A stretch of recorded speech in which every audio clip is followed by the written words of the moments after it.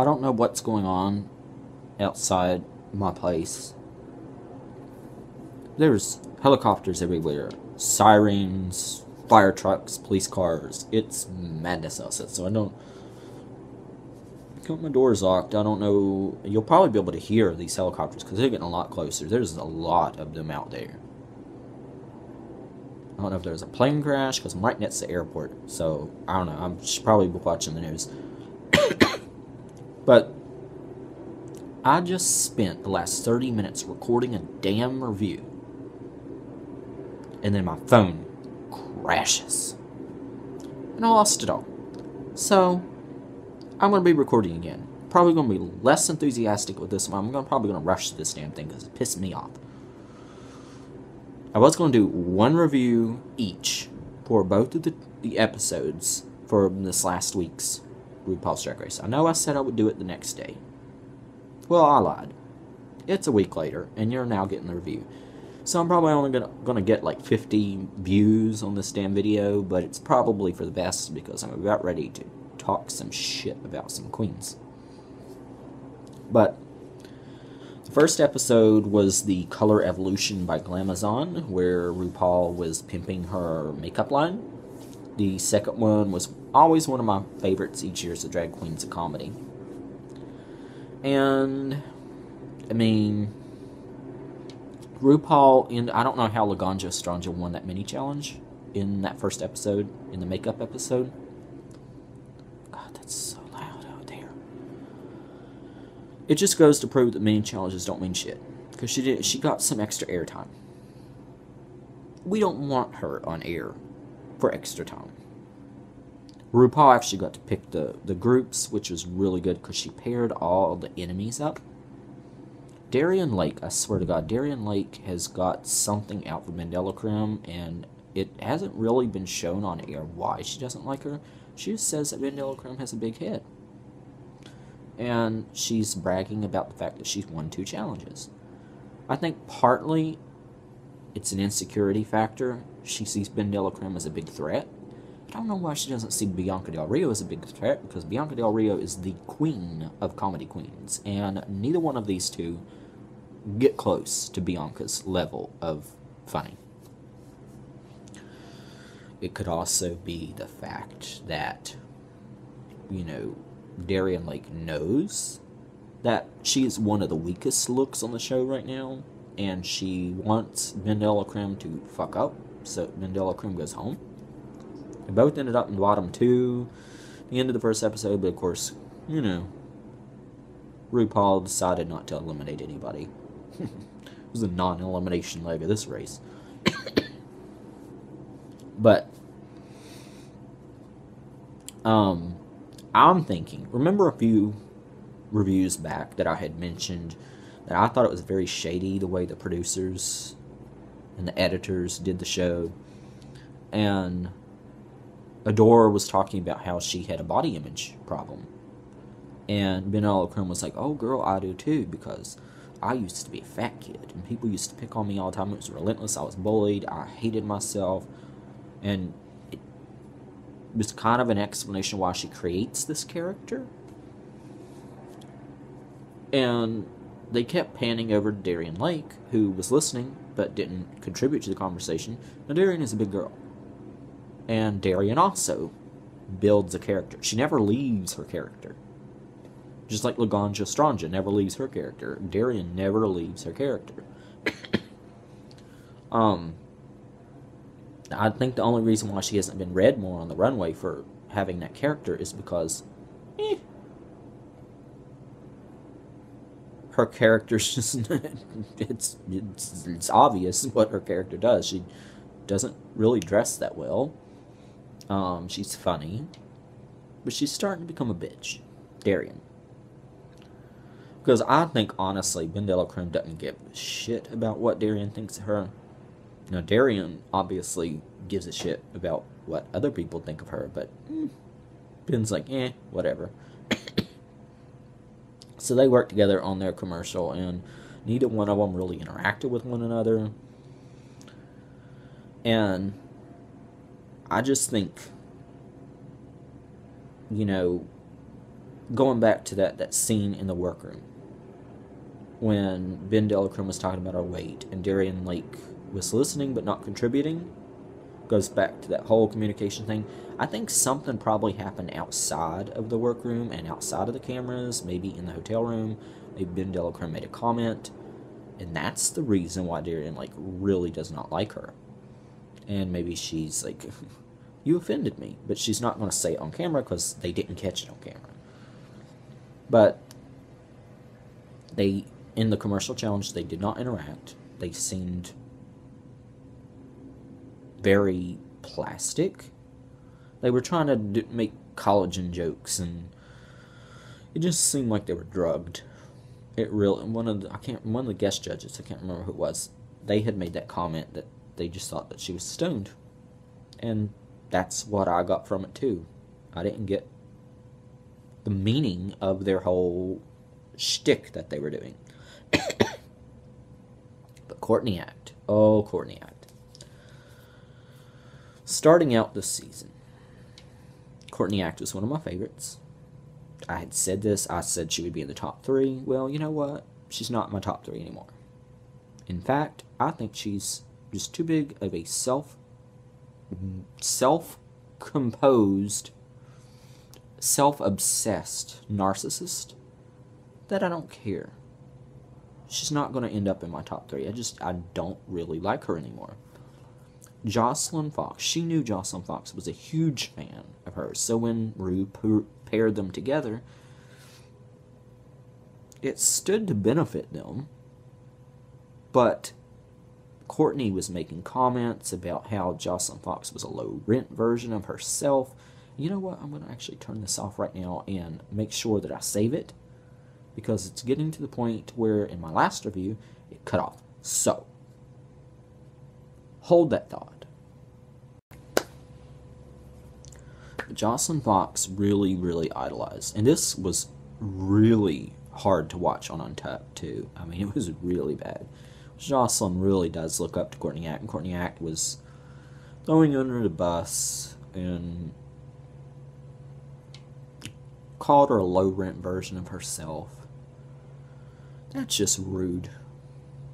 It really is rude. And then in the comedy routine, when her comedy wasn't working, Courtney decides to resort to singing.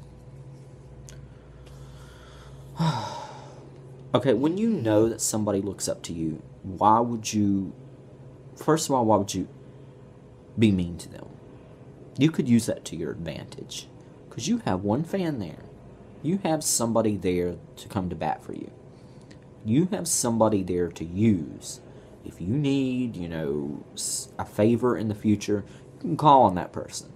Use it to your advantage. Don't burn your bridges. And I just think she's the type of person that at drag shows, they're going out and they're interacting with their audience and doing their lip sync and dancing, and people are coming up and giving them dollars. And I think Courtney Act is the type of person that would go around and be like,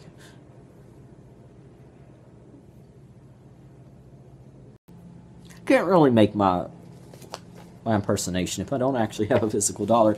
So we'll do this again. Take 2. I think Courtney Act is the type of person that when she's doing her drag show and she's doing her lip sync and going around to the fans, and they're giving you money, tips, she's the one that takes $1 and she's like,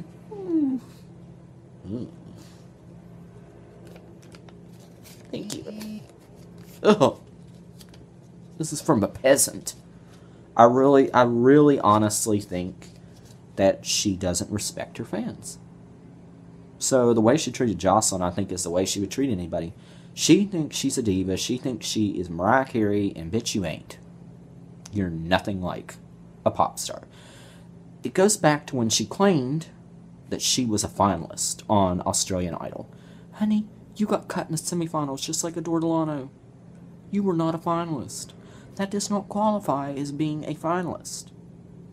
A finalist is the ones that actually make it on the stage to the live shows and get voted on and get eliminated that way. No, you did not get that far. So clearly, your talent is not that good. She just needs to get over herself. She made that one song that went on iTunes,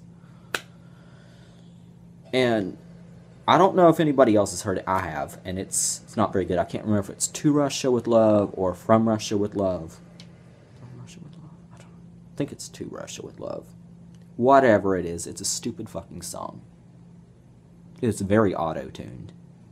It's not good at all. I'm sure there's about 17 people that have downloaded that thing on iTunes. I'm not one of those 17 people, just so everybody knows. I did a preview of it, and I was like, ugh. No. Not putting that in my playlist. I had the same reaction to Tatiana's music and to Tyra's music, so it's not just Courtney, but Courtney, if she really is all that like she thinks she is, she should actually have more views on iTunes. She should have more sales, but she's probably only gotten maybe about maybe $5,000 off of her music, if that. It's probably more like $20 or $30 if people are stupid enough to download that shit. But now we're going to go to La Ganja Stranger. Okay. Oh god, her mannerisms and her voice grated on my nerves, as I'm sure my voice grates on your nerves. Adore Delano says that the character that La Ganja Estranja is playing right now is all made up for television, but this is not the way she interacts outside of the show. And they kind of tried to show that too with her when she retreated under the table and was trying to write her comedy routine, which was so terrible, actually, that some of the old people in the audience stood up and was like, tell a joke. It was that bad. Reminded me of Alyssa Edwards. Now, Alyssa Edwards is La Ganja Estranja's drag mother. And there's so many parallels here. So many parallels. Alyssa Edwards was well known for her... Okay. You know, she just did all these annoying voices. And her facial expressions. I mean, La Ganja Estranja tries to do those. I guess she thought, well, if it worked for Alyssa Edwards on television, it should work for me. So she went over the top with it. I mean, she was saying hunty all the time, and mama, yes, oh god, it was awful. It doesn't work for her. It only worked for Alyssa because Alyssa did it about half as much as what La Ganja Estranja has been trying to do. So she didn't overload us with it. But if you'll remember, Alyssa Edwards did not do very well in the comedy challenge either. Clearly, it's not their forte. Their forte is dancing. And from the looks of it, the only thing that La Ganja Estranja is good at is doing splits. Because her choreography in that one challenge, a couple episodes back, where she was the winner of the challenge and she was trying to coach her team with the choreography. It was bad choreography. So when Jocelyn and La Ganja had to lip sync, I thought it was awesome that they both did the split on the runway at the exact same time. And it was a way for Jocelyn to show that she's in this to win it. And she can take the one thing that La Ganja Estranja is good at and exit out, eliminate it. Wasn't even a factor in the judges, watching this. RuPaul obviously was like, well, Jocelyn can do the split, then you know what? If this is the Olympics of drag, Jocelyn scores a few points higher. Because Jocelyn actually did try to lip sync. La Ganja was really relying on just that mechanics of the split to try to put her on top. And it just didn't work because Jocelyn did the exact same thing. I love the fact that Jocelyn was able to just completely eliminate that. I personally am not going to miss that Dennis the Menace curly Q fucking hairdo that Laganja Estranja always wore when she was doing her little confessionals. That shit was ugly. It wasn't cute. I don't know what character she was trying to create.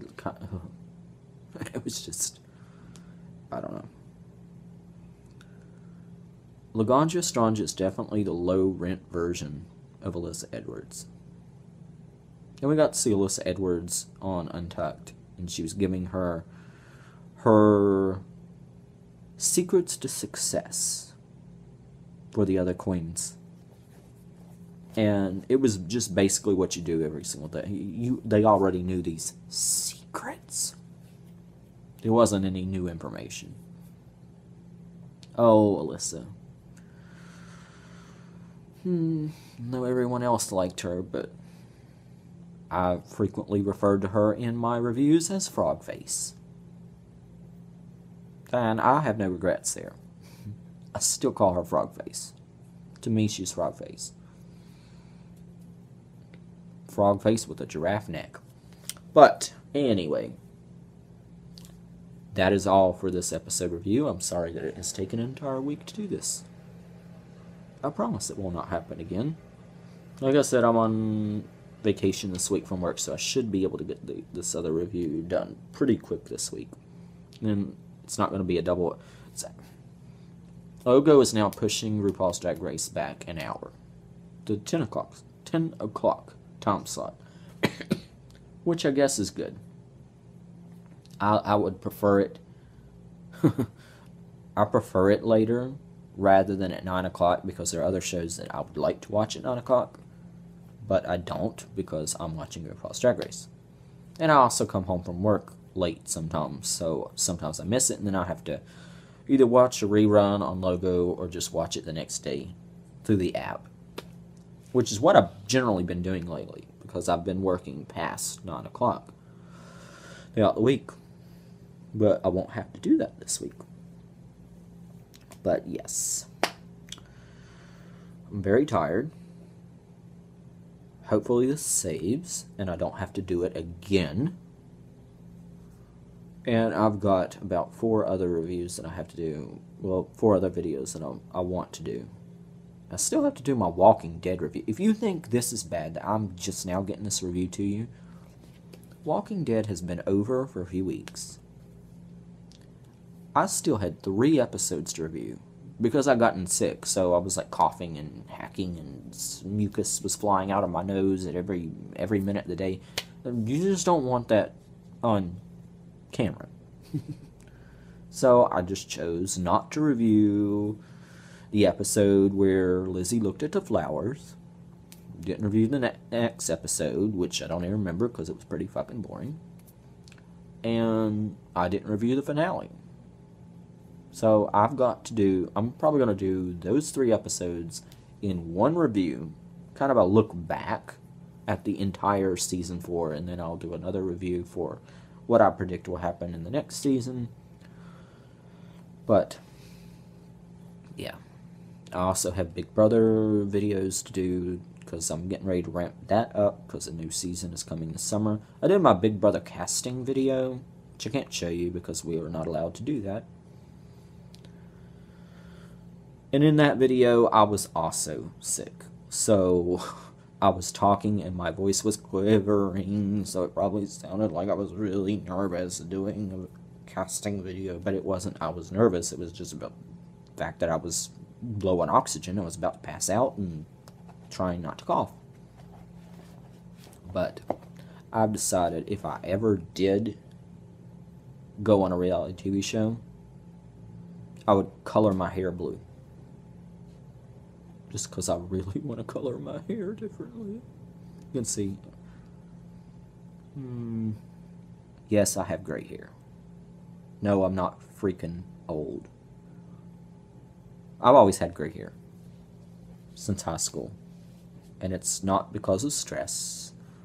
It's not because I'm old. It's because I'm actually got too much oxygen. At least that's what they're saying now. Alright. Well, I have rambled because I'm very, very tired. I'm not going to do any more videos today. I'm just going to go straight to bed. And then I'll start again tomorrow because it's the first day of my vacation. I'm so excited. But leave any comments down below. You know, I'm so tired. I don't even want to say leave comments below. Check me out on Twitter. Until next, you know what? I'm just freaking tired. I'm just going to go to bed. Bye.